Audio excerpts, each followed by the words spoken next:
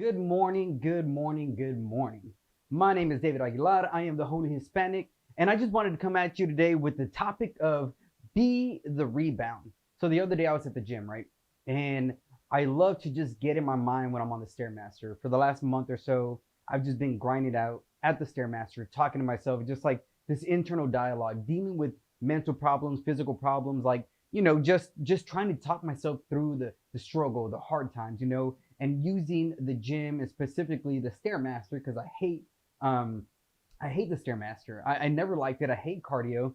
I started doing it because I hated it. I knew I did not like cardio, so I said, you know what? I'm gonna start doing it, and I started at 30 minutes every day for the first month, and now I'll go anywhere between 15 to 30 minutes depending on what workouts I'm gonna do that day.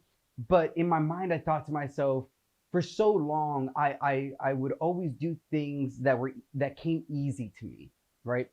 And so one day, I'm on the Stairmaster, just in my head, I always start off with 10 minutes listening to some motivational stuff, and then the last 10 minutes, quietness, me talking to myself.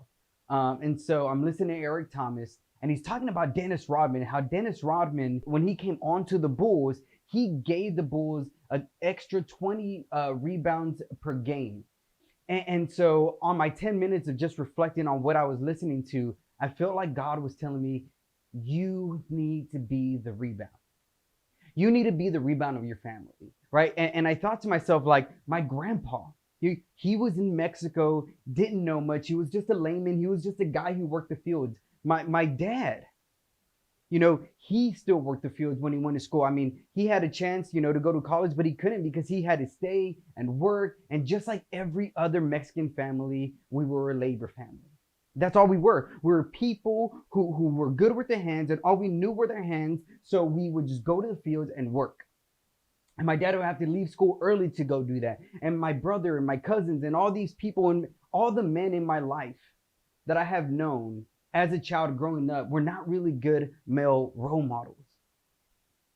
As men, my family was taking shot after shot after shot.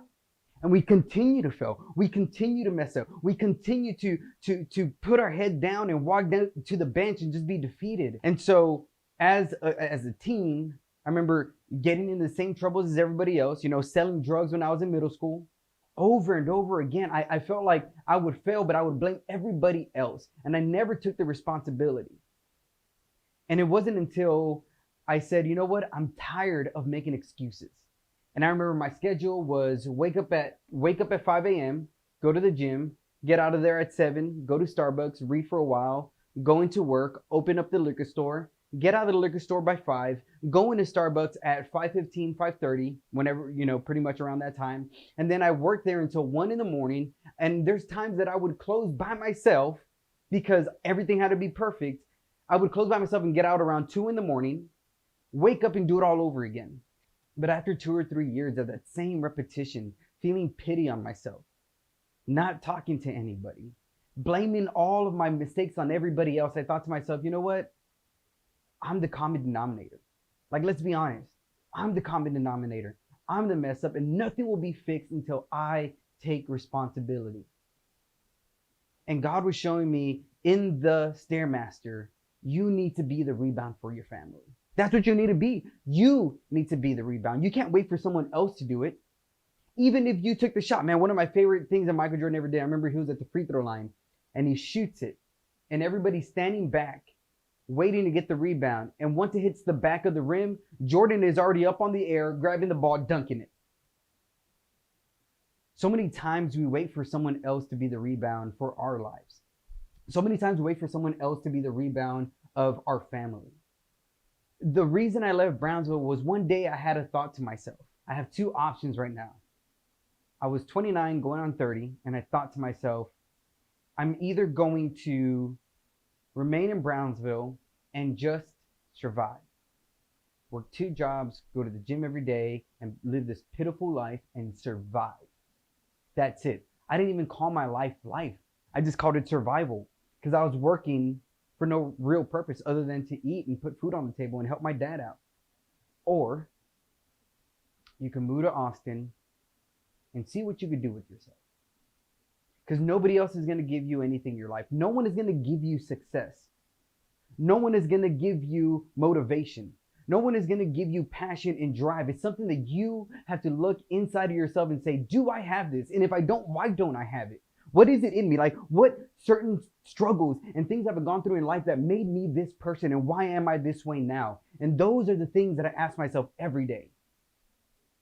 From 4 a.m. to 10, 11, or 12 at night, I constantly try to have this battle, but especially in the gym, I have this battle in my mind of what are the habits that I have right now that I have created from the past that I need to get rid of?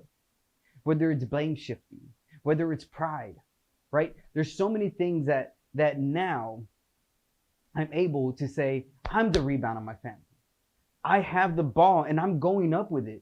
And if I get fouled on the way up, great. If I get hit and bumped and this and that, that's life. Life comes with struggles. Life comes with hardship. But the thing is, we think that it doesn't. We have been growing up in the last 10 to 15 years in a place that makes Americans seem that everything is nice and cozy when it's not. The struggle is what made me. All that to say is that you got to be the rebound. You got to be the one to take the ball and take the shot. Don't look around and pass it to the people who've already missed the shot. Look at the past failures you've gone through and look at the past mistakes you've made and how you've gained from that and how you've grown in knowledge from that, and allow that to motivate you and push you forward. Thanks so much for watching this, guys. If you like it, go ahead and comment, share, subscribe, and click that little notification bell on the top so that you get notified whenever I release more videos. Y'all have a great morning. Peace out.